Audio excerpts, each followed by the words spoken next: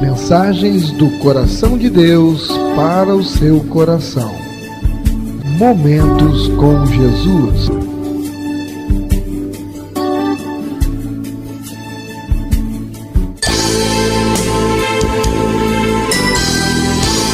Igreja Batista Novo Horizonte. Um novo horizonte com Jesus em sua vida.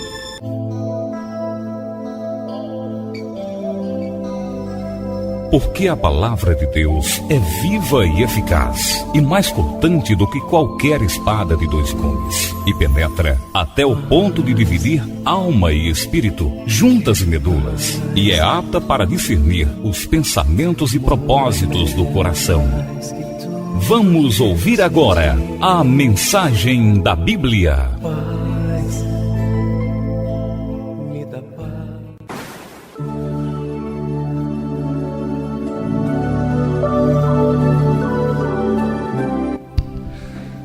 Esse é o nosso Deus, o Deus que restaura vidas, que restaura relacionamentos perdidos, que refaz as nossas vidas. E não poderia ter lugar melhor para a gente estar do que aqui agora, porque aqui e agora estamos em comunhão uns com os outros e estamos em comunhão com o Pai. Esse é o melhor lugar para se estar. É aqui e agora, na presença do Senhor.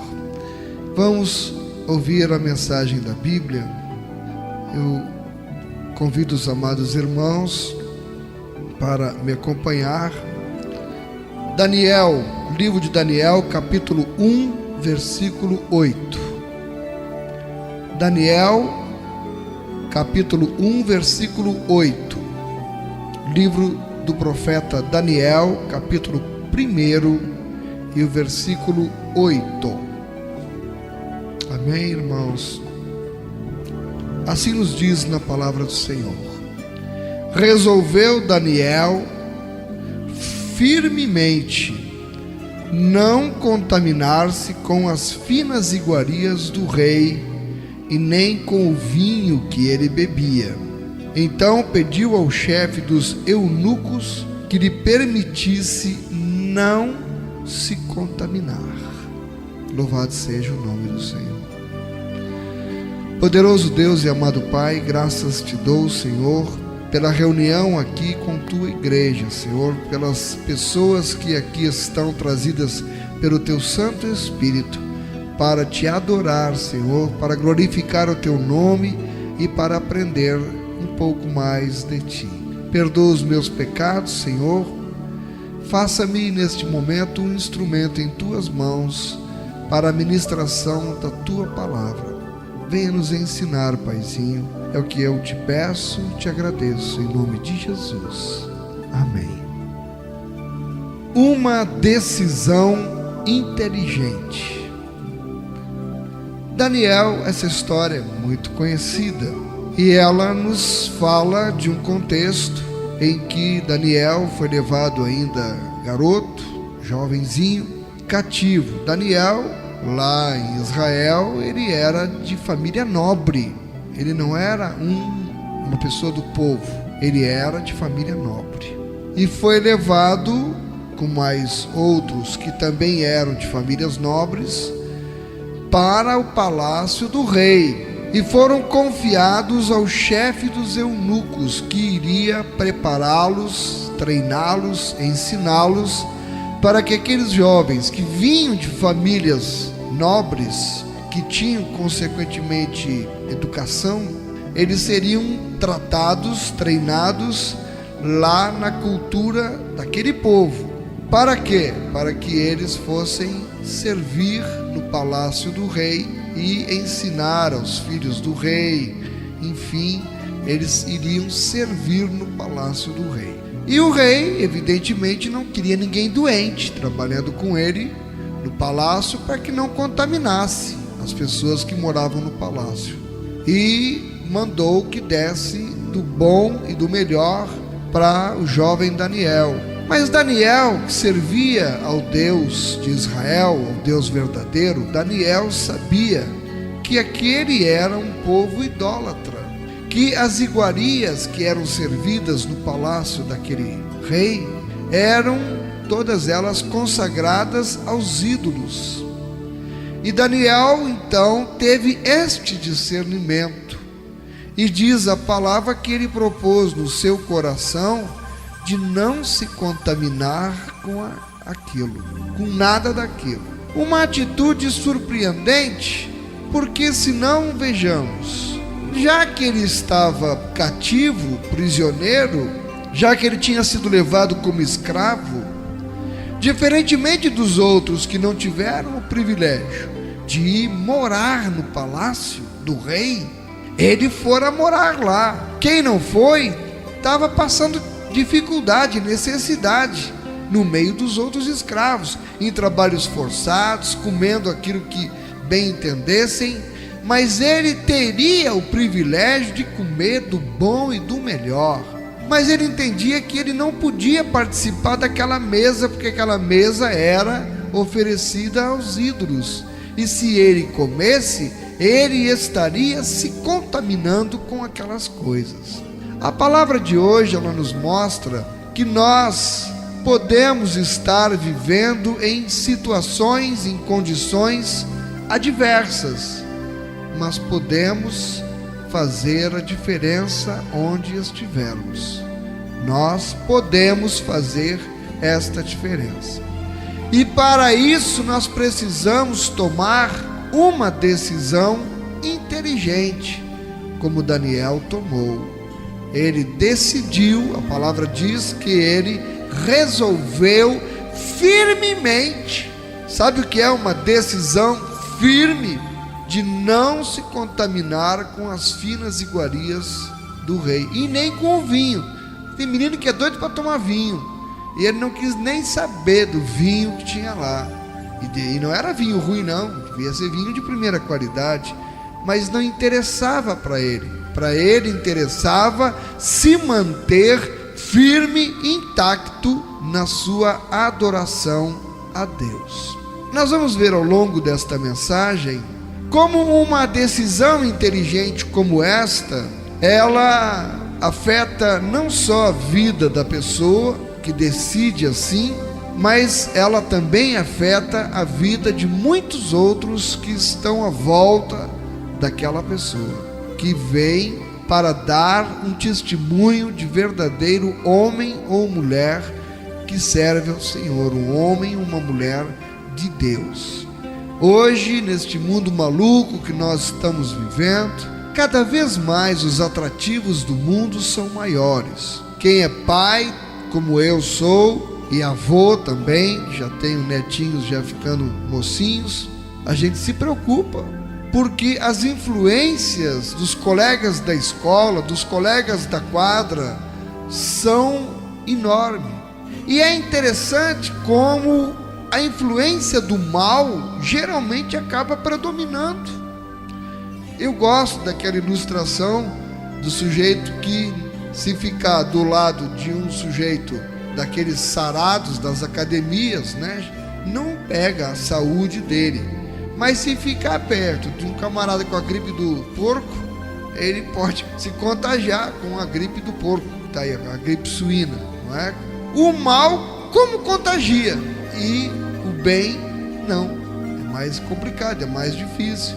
Daí um desafio ainda maior para cada um de nós, para agirmos no meio em que nós vivemos, influenciando este mundo positivamente. Um exemplo, na internet, todo mundo fala mal da internet, que a internet só tem coisa ruim, tem lixo, tem pornografia, pedofilia, tem só o que não presta. Bem, mas nós podemos, e entramos pequenininhos, fazendo a diferença. Com 2 rádios hoje na internet, nós estamos com uma somente com mensagens 24 horas sem parar. Qualquer hora do dia ou da noite que o internauta entrar numa das rádios, na rádio 1 do nosso site, vai ouvir uma mensagem, seja lá a hora que for, não importa.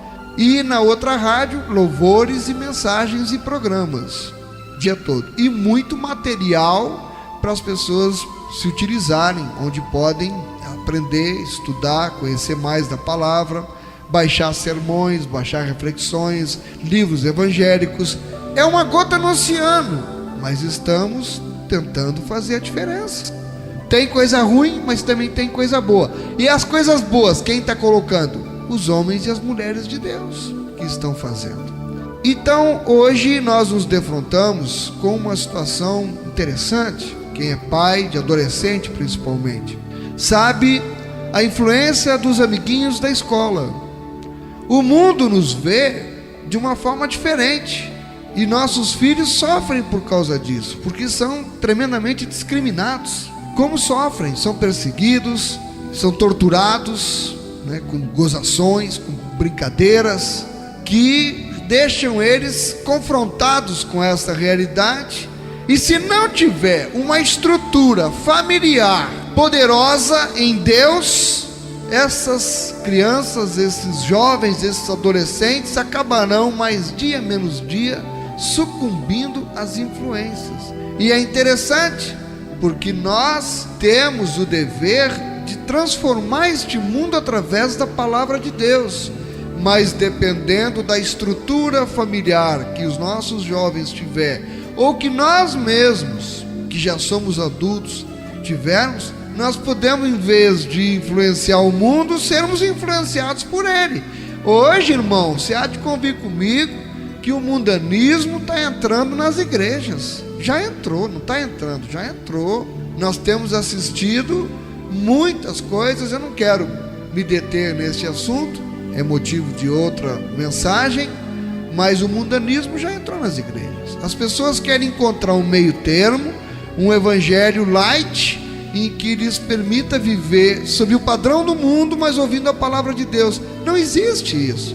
E tem igrejas que proporcionam isso, mas as pessoas que vão atrás disso, que querem manter o padrão do mundo, elas acabam perdendo a sua salvação, porque é incompatível. O amor ao mundo é incompatível com a nossa caminhada com Deus.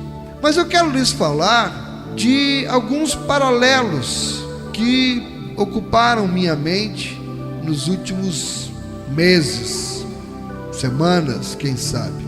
Eu soube de algo que me deixou extremamente horrorizado. Alguém me contou que esteve conversando com um rapaz que era seu conhecido de muito tempo. Esta pessoa veio criticar a outra que me contou, porque ela é evangélica, e disse: eu não entendo a incoerência de vocês evangélicos. E a jovem perguntou: incoerência? Por que incoerência? Ele disse: vocês são muito incoerentes, porque vivem uma coisa que vocês aparentam, mas na verdade vai olhar, não é assim. Ela: você poderia ser mais explícito? Vou ser mais explícito. Agora mesmo, por exemplo, eu estou saindo com uma moça, uma menina, que sai de casa dizendo para os pais que vai um pouco mais cedo para a igreja, para participar de ensaios, isso e aquilo, ou se consagrar.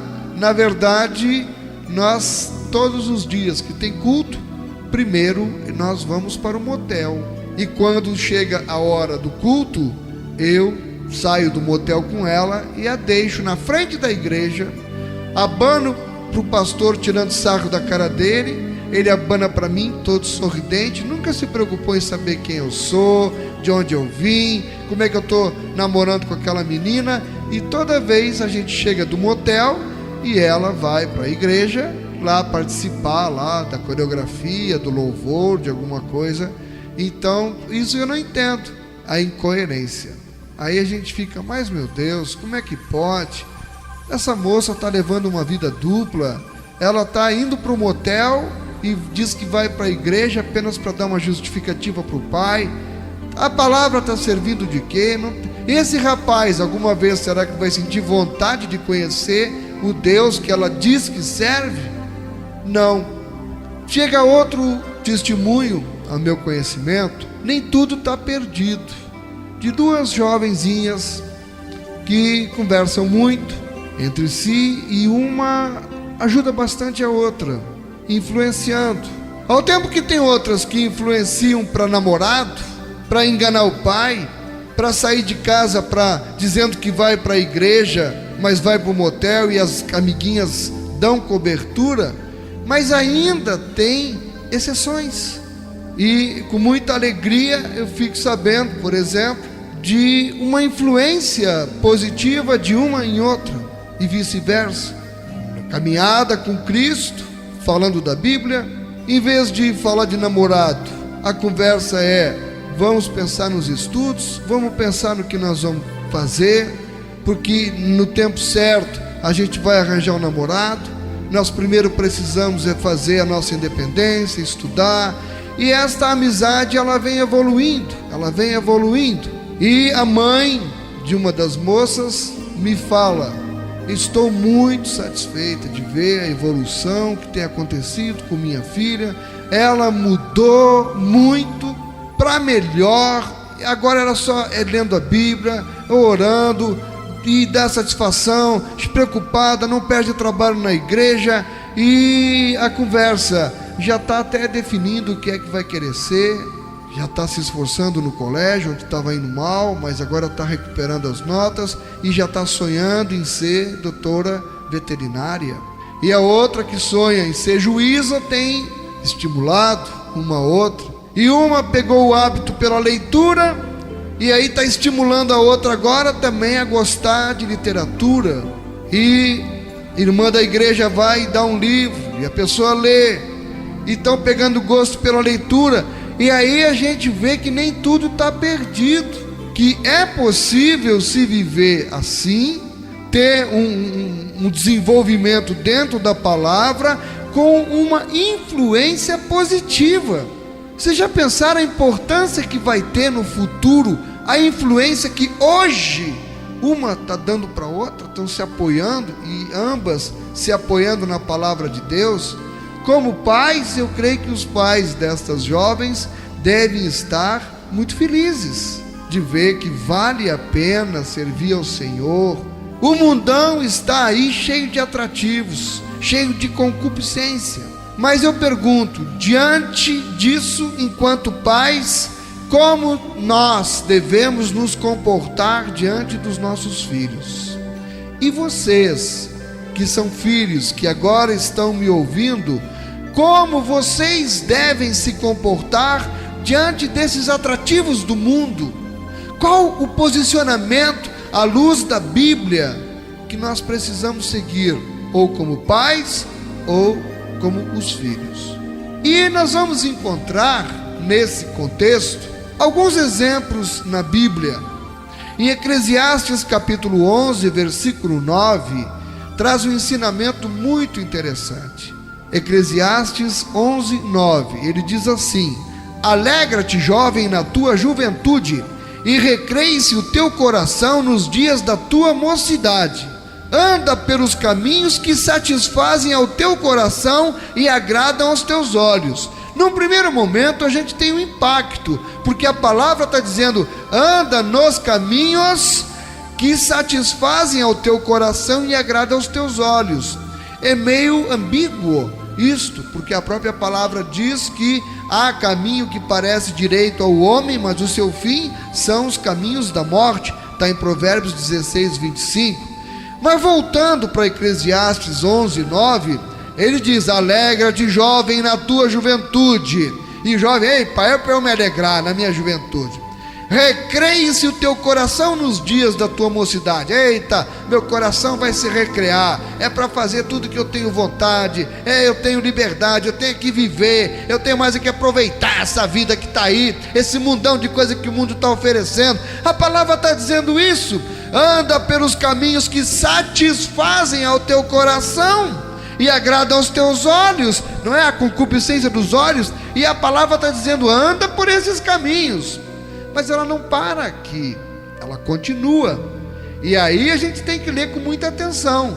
A palavra arremata dizendo: sabe, porém, que de todas estas coisas Deus te pedirá contas. Eita, essa eu não esperava. Alegre-se o coração. mas de todas estas coisas Deus te pedirá contas. Então essa alegria, a alegria do Senhor é a nossa força. Se a nossa alegria for no Senhor, na hora que Ele pedir contas, vai ser só alegria mesmo na presença do Senhor. Eu gostaria de fazer um pequeno passeio pela Bíblia. Vamos para o livro de 2 Reis, capítulo 5, os versos do 1 ao 3, conhecer um outro personagem. Depois eu retorno para Daniel, mas vamos conhecer um outro personagem maravilhoso que às vezes passa despercebido. 2 Reis, capítulo 5, os versos do 1 ao 3. 2 Reis, capítulo 5, os versos do 1 ao 3. Amém? Diz assim: Naamã, comandante do exército do rei da Síria, era grande homem diante do seu senhor e de muito conceito, porque por ele o Senhor dera vitória à Síria. Era ele herói da guerra, porém leproso. O homem era herói de guerra, mas estava com lepra. E lepra, você sabe, naquela época tinha cura não.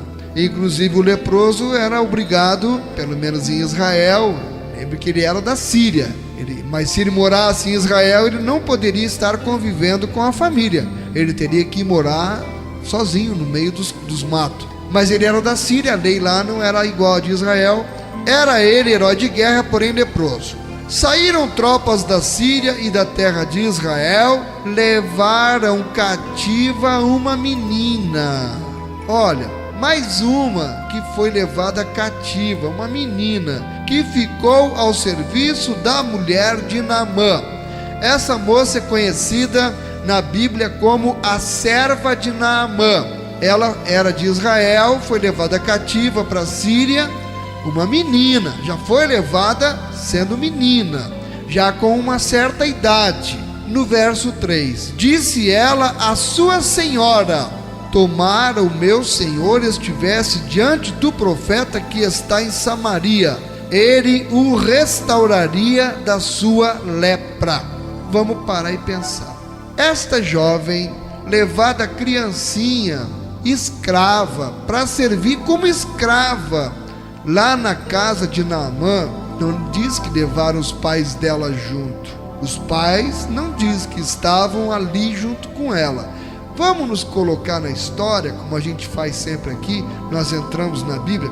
Entrei na Bíblia, estou na casa de Naamã. Ele chega: olha, trouxe essa menina aqui para te ajudar no serviço. Está lá a pobre da criança lá para lavar pilha de prato, roupa. E ela viu que o homem estava leproso e não perdeu a oportunidade de falar em terra estranha, num lugar adverso, de falar da grandeza do Deus que ela conhecia. Tomara o meu senhor estivesse diante do profeta que está em Samaria, ele o restauraria da sua lepra.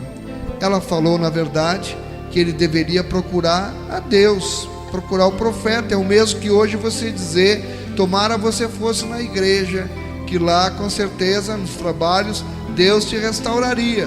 Procure a igreja, procure o homem de Deus. E nós vamos ver, eu não vou pregar sobre isso, a importância que teve esta menina na vida desta família e deste povo. Uma simples serva, ela tomou uma decisão inteligente de falar de Deus para aquele homem.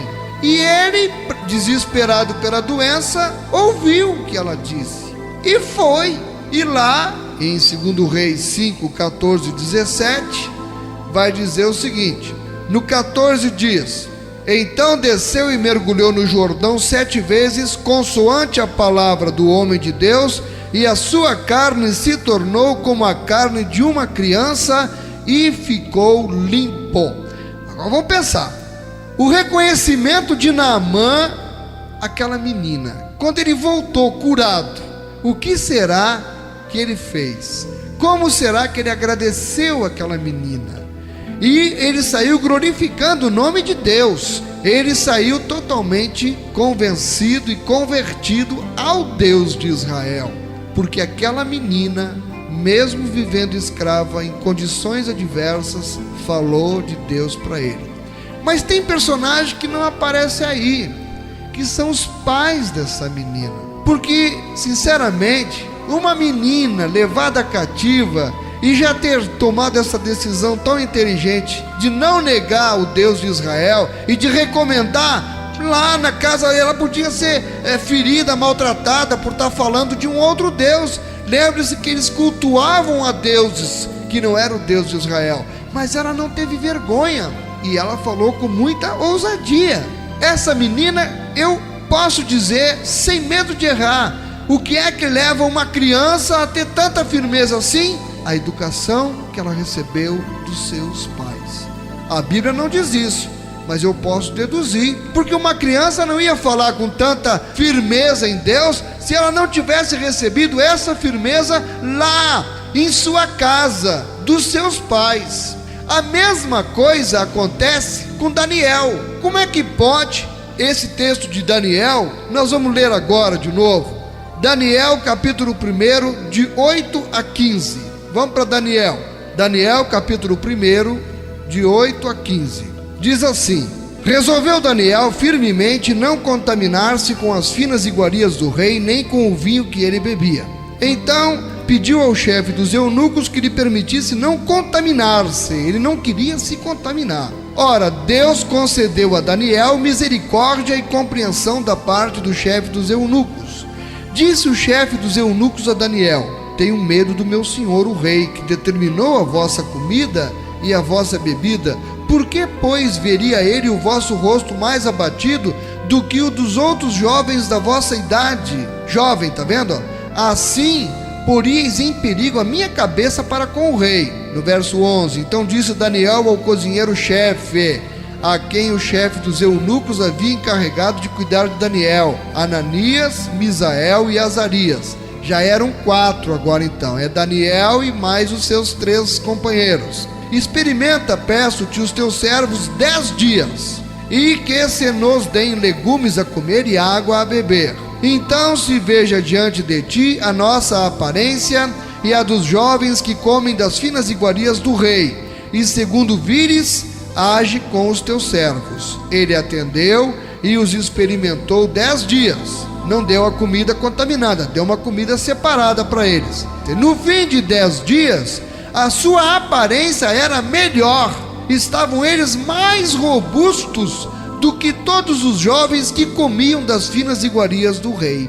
Muito bem. Ele passou no teste lá do cozinheiro, e o cozinheiro então viu que ele estava mais com uma aparência melhor e seguiu dando a comida sem ser aquela que ele não queria comer, que era contaminada, que era oferecida aos ídolos. Agora eu lhes faço outra pergunta: o que determinou que este jovem tivesse agido do jeito que agiu? Refletindo aqui nesse texto, eu fico pensando nos pais de Daniel. Certamente ficaram lá na terra de Israel, porque só levaram os jovens para o palácio. E eu fico pensando nos pais de Daniel. A Bíblia não menciona, mas com certeza, já que ele pertencia a uma família de nobres, esse moço, ele teve pais.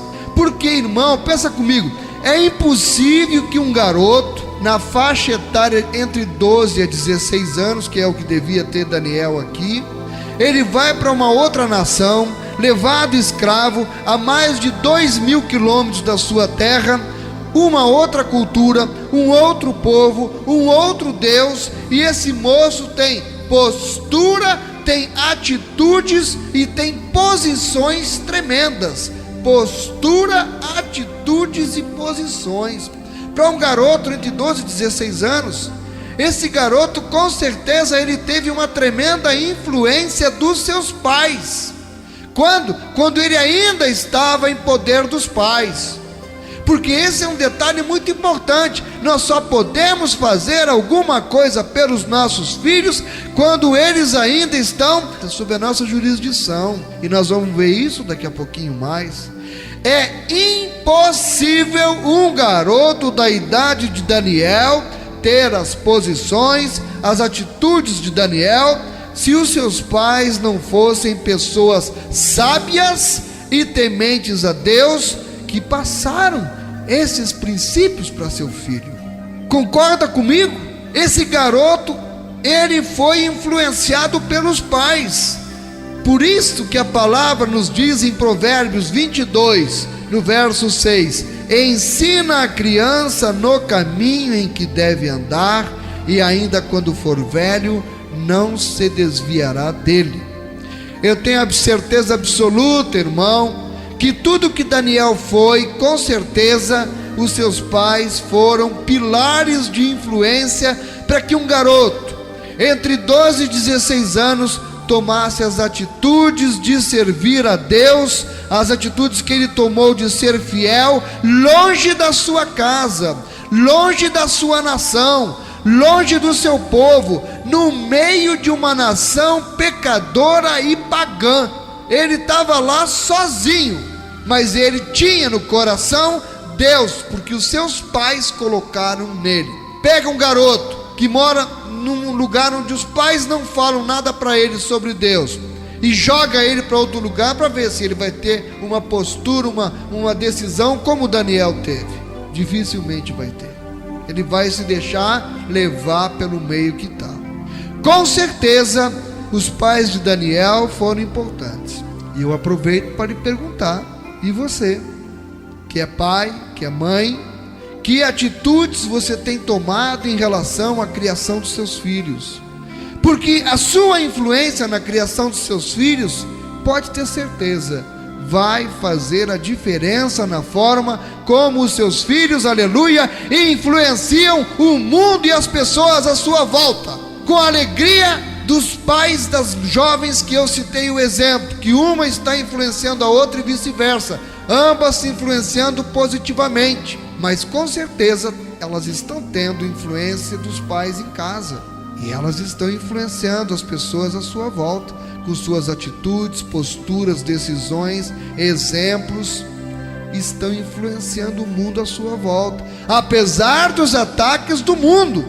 Vejamos como Daniel influenciou as pessoas, e vamos abrir a Bíblia num passeio, como ele influenciou as pessoas. Daniel 2, 46 ao 48. Ele influenciou o primeiro rei, Nabucodonosor. Daniel 2, do 46 ao 48, diz assim: então o rei Nabucodonosor se inclinou e se prostrou o rosto em terra perante Daniel, e ordenou que fizessem oferta de manjares e suaves perfumes. Aleluia! 47, disse o rei a Daniel, ele era rei de uma terra estranha e pagã. Daniel foi levado menino para lá e já estava agora influenciando o grande rei Nabucodonosor. E olha o que o rei disse. Disse o rei a Daniel: certamente o vosso Deus é o Deus dos deuses e o Senhor dos reis e o revelador de mistérios, pois pudeste revelar este mistério. Então o rei engrandeceu a Daniel e lhe deu muitos e grandes presentes, e o pôs por governador de toda a província da Babilônia, como também o fez chefe supremo de todos os sábios da Babilônia. Começou lá, aonde? Em casa, com os pais. Os pais, quando colocaram Deus no coração daquele menino, já traçaram o futuro dele, um futuro brilhante, mesmo em terra estranha, mas ele tinha Deus no coração. O seu filho tem Deus firmado no coração? Você que está me ouvindo? Vamos ver mais, Daniel 3, do 26 ao 29. 3, a influência dele no rei Nabucodonosor, diz assim: então se chegou Nabucodonosor à porta da fornalha sobremaneira acesa, falou e disse: Sadraque, Mesaque e Abednego, servo do Deus Altíssimo, saí e vinde. Então Sadraque, Mesaque e Abednego saíram do meio do fogo. Ajuntaram-se os sátrapas, os prefeitos, os governadores e conselheiros do rei, e viram que o fogo não teve poder algum sobre os corpos destes homens, e nem foram chamuscados os cabelos da sua cabeça, nem os seus mantos se mudaram, nem cheiro de fogo passara sobre eles. 28. Falou Nabucodonosor e disse: Bendito seja o Deus de Sadraque, Mesaque e Abednego, que enviou o seu anjo e livrou os seus servos que confiaram nele, pois não quiseram cumprir a palavra do rei, preferindo entregar o seu corpo a servirem e adorarem a qualquer outro Deus, senão ao seu Deus. E no 29, portanto, faço um decreto, pelo qual todo povo, nação e língua que disser blasfêmia contra o Deus de Sadraque, Mesaque e Abednego seja despedaçado, e as suas casas sejam feitas em monturo, porque não há outro Deus que possa livrar como este. Tudo começou na casa deles, os pais de Daniel, os pais de Sadraque, Mesaque e Abednego, e a influência de um no outro quando estavam no exílio. Daniel com certeza influenciou seus amigos a se manterem fiéis, e vice-versa.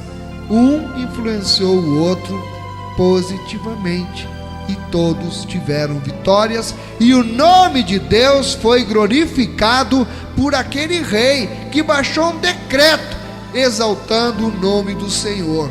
A influência positiva começou em casa, mas não parou aqui. Daniel 4:37 diz: Agora, pois, eu, Nabucodonosor, louvo, exalço e glorifico ao Rei do céu, porque todas as suas obras são verdadeiras e os seus caminhos justos, e pode humilhar aos que andam na soberba. Ele foi comer capim, mas Deus foi misericordioso, e ele vem e passa a glorificar no final da sua vida já o Rei dos Reis. Viram a importância da influência? Mas não parou aqui, porque Daniel continuou.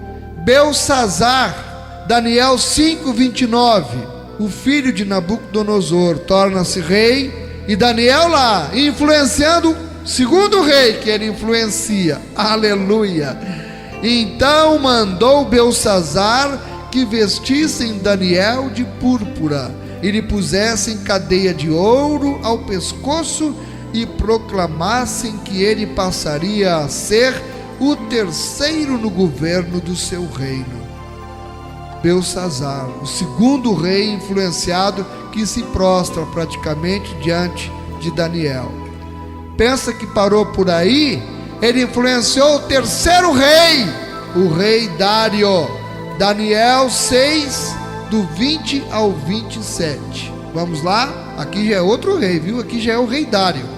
Diz assim: Chegando-se ele à cova, chamou por Daniel com voz triste, e disse o rei a Daniel: Daniel, servo do Deus vivo, dar-se-ia o caso que o teu Deus, a quem tu continuamente serves, tenha podido livrar-te dos leões? Olha, ele pergunta: será que o teu Deus, ele gostava de Daniel, mas teve que jogar ele na cova, e pergunta: será que o teu Deus tenha podido? Ele não sabia ainda o poder de Deus, e pergunta: será que o teu Deus pôde te livrar da cova dos leões? Ele já estava ali, já sem acreditar, pensou que ia encontrar só o restinho de Daniel. Então Daniel falou ao rei: ó rei, vive eternamente. O meu Deus enviou o seu anjo e fechou a boca aos leões, para que não me fizessem dano, porque foi achada em mim inocência diante dele, e também contra ti, ó rei, não cometi delito algum. No 23, então o rei se alegrou sobremaneira e mandou tirar Daniel da cova. Assim foi tirado Daniel da cova, e nenhum dano se achou nele, porque crera no seu Deus. Olha o resultado, olha a consequência, olha a influência, o que causou no terceiro rei agora. Então o rei Dário escreveu aos povos, nações e homens de todas as línguas que habitam em toda a terra. Ele dominava o mundo, irmãos. Ele tinha o domínio sobre o mundo naquele momento. E por isso ele escreveu para todas as nações que estavam sob o seu poder: paz vos seja multiplicada. Faço um decreto pelo qual, em todo o domínio do meu reino, os homens tremam e tremam perante o Deus de Daniel, porque ele é o Deus vivo que permanece para sempre. O seu reino não será destruído e o seu domínio não terá fim. Ele livra, ele salva, ele faz sinais e maravilhas no céu e na terra. Foi ele quem livrou a Daniel do poder dos leões. Nasceu onde? Na casa de Daniel. Daniel aqui, as pessoas se confundem, ele estava com mais de 80 anos, viu? Porque já era o terceiro reinado que ele vivia. Se ele foi entre 12 e 16 anos e o cativeiro durou 70 e foi o rei Dário que mandou o povo voltar, faça a matemática. Se ele tivesse 12 anos, com mais 70, 82. Quando ele foi jogado na cova, ele era um velhinho de 80 e poucos anos. Mas Deus deu o livramento e o nome de Deus foi glorificado agora pelo terceiro rei. Olha, e a menina que está influenciando os outros, indo para o motel quando vai para o culto? Imagina as amizades dela, o que ela não deve estar fazendo dentro da igreja com as amigas. O tititi delas, o poder da influência para o mal, às vezes está plantado dentro da igreja. Não se iluda não, não é porque está frequentando a igreja que nós podemos deixar de vigiar não, tem que vigiar sim, porque é nas igrejas que Satanás está atacando, lá fora já é dele, ele quer entrar aqui, é verdade. Em Levítico 20 e 26 ele diz: ser-me-ei santos, porque eu, o Senhor, sou santo, e separei-vos dos povos para serdes meus.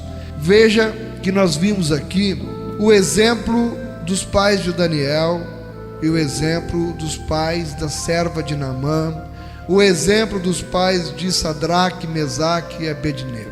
A serva de Naamã influenciou seu patrão. Pense no testemunho dele quando ele retornou curado pelo Deus de Israel. A influência de Daniel em seus amigos, Sadraque, Mesaque e Abednego.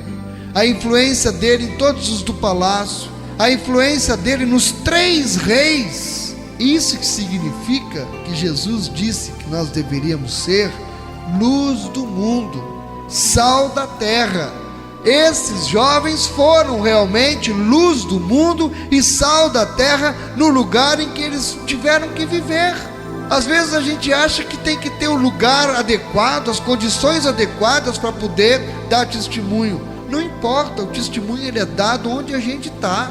Lá no seu trabalho, que é um trabalho secular, mas é lá que Deus vai te usar para que você seja sal da terra, luz do mundo e influencie as pessoas ao teu redor. Quando você está lá numa laje, carregando aquelas latas de concreto, é lá que você vai testemunhar do teu Deus para aqueles teus companheiros de trabalho, que são iguais a você lá, mas você é diferente, porque você está sendo colocado ali para ser a luz do mundo para aquelas pessoas. Eu penso que não há nenhum pai que se negue a chorar a morte de um filho. E a morte de um filho com certeza deve doer muito, sabe quem já perdeu. Se ele foi um pai presente na vida do seu filho, se ele influenciou enquanto pôde, ele vai chorar muito. Fica a dor da ausência do filho.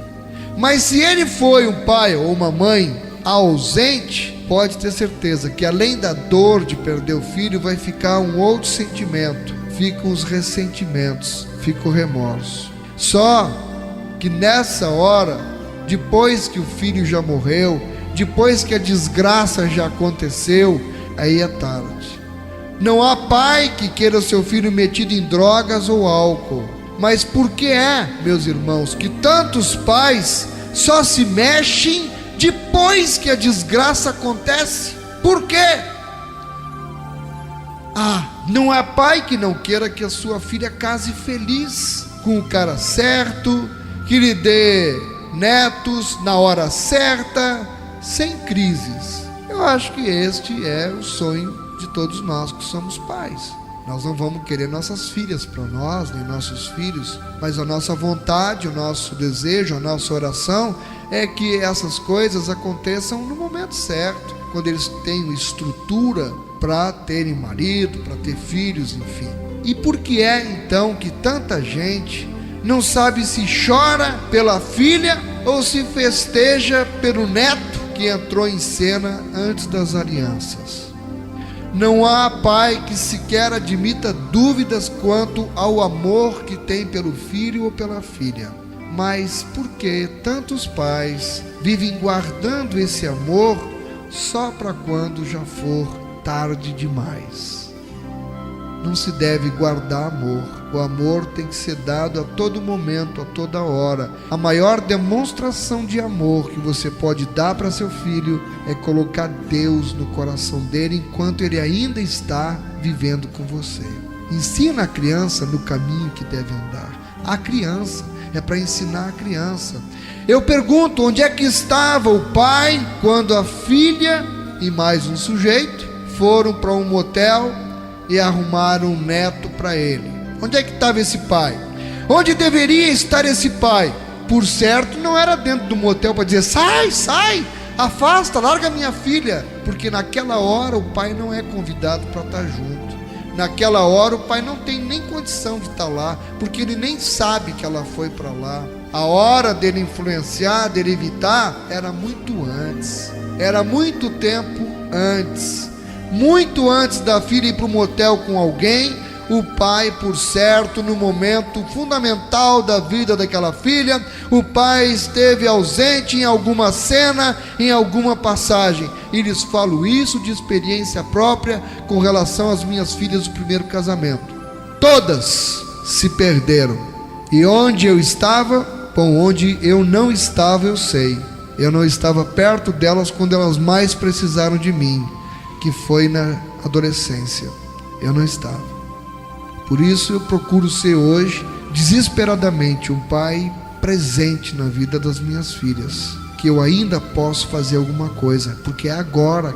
Não é depois que acontece que eu vou chorar, é agora que eu tenho que ser um pai presente. Ou então eu pergunto, onde é que estava o pai quando o filho resolveu experimentar uma maconha?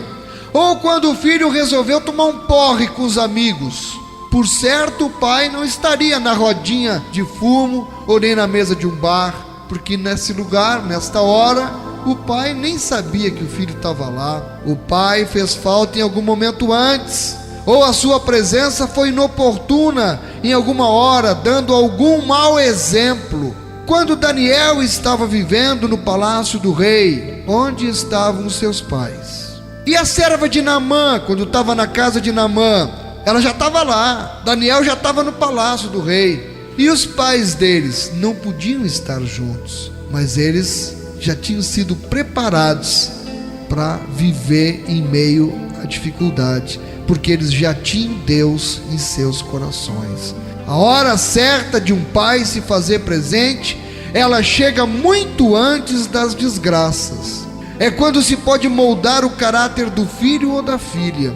É quando ele ainda é um satélite dos pais. Como Deus diz pela pena de Salomão em Provérbios 22, ensina a criança, ou seja, enquanto é criança, no caminho que deve andar, e quando crescer, ou seja, no gradativo processo de deixar de ser criança, ele jamais se desviará dele. Hoje, queridos, na era cristã que nós vivemos, a igreja é o representante de Deus aqui na terra. Jesus subiu aos céus, mas nós somos o seu corpo aqui na terra. Porém, ele continua agindo através de nós, mediante o poder do Espírito Santo que nos foi outorgado. Em João capítulo 8, versículo 12, diz: de novo lhes falava Jesus, dizendo: eu sou a luz do mundo, quem me segue não andará nas trevas, pelo contrário, terá a luz da vida. Em João 12, 46, ele disse: eu vim como luz para o mundo, a fim de que todo aquele que crê em mim não permaneça nas trevas. Em João capítulo 9, versículo 5, enquanto estou no mundo, sou a luz do mundo. Mas ele foi para o céu. Mas ele, ao partir, ele nos deixou esta missão. Em Mateus 5, do 13 ao 16: vós sois o sal da terra. Ora, se o sal vier a ser insípido, como lhe restaurar o sabor? Para nada mais presta, senão para, lançado fora, ser pisado pelos homens. E ele disse mais: vós sois a luz do mundo. Não se pode esconder a cidade edificada sobre um monte, e nem se acende uma candeia para colocá-la debaixo do alqueire, mas no velador, e alumia a todos os que se encontram na casa. E ele disse: assim brilhe também a vossa luz diante dos homens, para que vejam as vossas boas obras e glorifiquem a vosso Pai que está nos céus. Esta é a nossa missão, como pais, como filhos, como servos e servas do Deus Altíssimo. Como representantes de Deus, nós precisamos tomar cuidado para não darmos o chamado mau testemunho, nem provocarmos escândalos, como aqueles que acontecem quando crentes solteiros têm relações sexuais, ou quando crentes casados cometem adultério, ou ainda quando crentes se envolvem com desonestidade, com corrupção. Entretanto, graças a Deus, nós sabemos, irmãos, que esses casos, eles são exceções e não caracterizam de forma alguma o povo de Deus. São exceções em nosso meio. Aleluia! Tem o joio, tem o trigo. Não devemos olhar para isso. O céu se abriu para Isaías, ele viu a glória de Deus. Quando é que a gente consegue ver a glória de Deus? Quando a gente está olhando somente para Ele, quando não desvia o olhar dele. Quando a gente olha para o homem, a gente deixa de ver a glória de Deus aberta na nossa frente. É preciso que haja cuidado, porém, por parte de cada um, para que isso não aconteça conosco. Como disse Paulo: aquele que pensa estar de pé, cuidado para que não caia. Às vezes nós temos excesso de autoconfiança, pensamos que estamos em pé, e Paulo diz: aquele que pensa que está em pé, cuidado para que não caia. Irmãos, nós somos representantes de Deus no mundo, e não representantes do diabo. O cristão que cai nesses erros, além de não estar conduzindo pessoas a Cristo, ainda se torna motivo para que elas se afastem mais dele. E nós precisamos tomar cuidado com o nosso testemunho, principalmente para com os mais débeis na fé, para com os mais fracos. Será que o nosso testemunho está trazendo as pessoas para Cristo, ou nós, com o nosso testemunho, estamos afastando as pessoas de Cristo? Qual tem sido o nosso testemunho para as pessoas? Cabe a cada um pensar. Existe caso em que a pessoa tem título de crente, mas no fundo não é ainda. Contudo, atenção, nós não podemos julgar se um crente é falso ou verdadeiro com base nos pecados ou nas atitudes por ele cometidos. Simplesmente por uma razão: a Bíblia diz que todos nós pecamos e que todos somos carentes da graça de Deus. Então encerra a questão aqui. Não nos cabe julgar se fulano é convertido, se não é, se está santificado, se não está. Lucas 6,42: como poderás dizer a teu irmão: deixa, irmão, que eu tire o argueiro do teu olho, não vendo tu mesmo a trave que está no teu? Hipócrita, tira primeiro a trave do teu olho, e então verás claramente para tirar o argueiro que está no olho do teu irmão. Encerrando, o que eu quero lhes dizer é que o que importa é que cada um de nós vigie a si mesmo. Nós precisamos refletir sobre a maneira como nós temos desempenhado a nossa missão como embaixadores do reino dos céus. E como embaixadores, nós somos levados a testemunhar adequadamente ao mundo que Deus tem feito em nossas vidas. Irmãos, a começar pelos nossos filhos, passando pelos colegas de trabalho, pelos vizinhos, pelos colegas da escola, enfim, por onde quer que andamos. Nós precisamos sempre nos lembrar que nós somos nobres, e porque nós somos nobres, nobre deve ser a nossa maneira de viver. A menina do exemplo citado aqui no começo, uma conseguiu influenciar positivamente a outra e estão se influenciando, e que seja assim por muito tempo. Que possamos um dia nos alegrar e dizer: Deus, como Tu és maravilhoso. E eu pergunto, e você? Você tem conseguido influenciar alguém? Os seus filhos, quem sabe? Ou os seus pais? O seu cônjuge? Seus amigos? Seus colegas de trabalho, de escola? Você, afinal, tem sido luz para o mundo e sal para essa terra? Daniel 1:8. Resolveu Daniel firmemente não contaminar-se com as finas iguarias do rei, nem com o vinho que ele bebia. Então pediu ao chefe dos eunucos que lhe permitisse não contaminar-se. Que decisão inteligente! Olha, o mundão está aí, cheio de atrativos, mas faça como Daniel, tome uma decisão inteligente. Decida não contaminar-se e nem contaminar aos que o cercam. Viva uma vida reta na palavra de Deus, seja não apenas um ouvinte, mas um praticante da palavra de Deus. Que Deus abençoe a igreja e esteja aplicando a porção da sua palavra em nossos corações.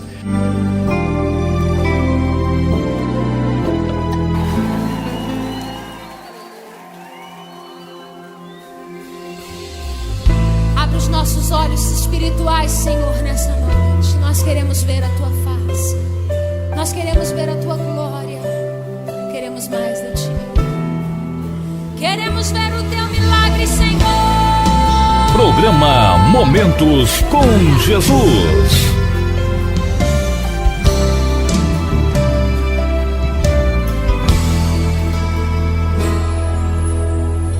Preciso tanto de uma chance.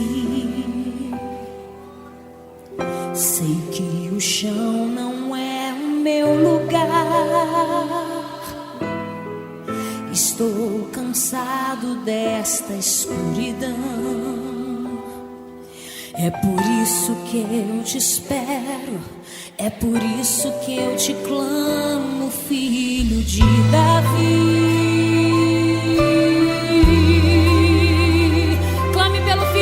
Nessa noite, Ele está aqui para te atender e te ouvir, meu amado. Queria tanto olhar pro céu, contemplar a grandeza do meu Deus, diferente da atitude de Tomé. Quero ver porque eu creio, porque eu tenho fé. Oh, queria tanto receber a cura, o milagre. Eu quero ver, gritarei o seu nome com muita fé, e Ele me atenderá, me colocará de pé.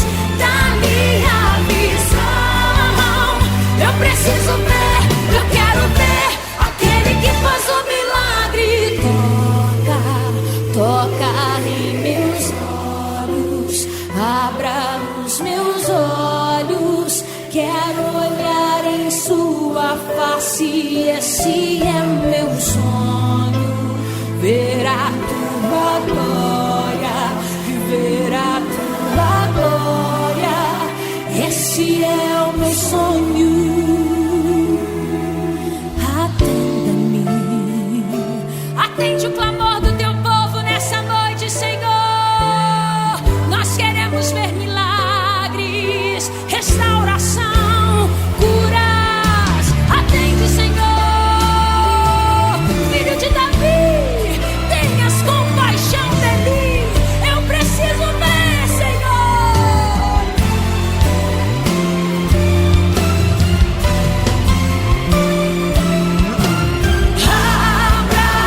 Abra os meus olhos da minha visão.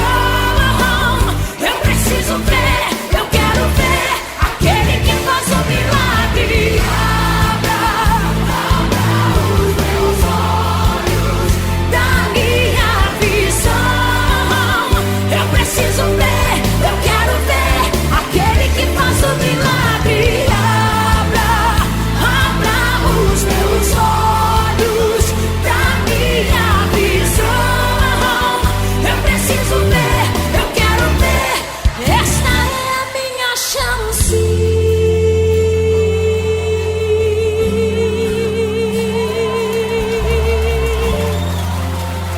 Atenda no Senhor. Esta é a minha chance. Programa Momentos com Jesus.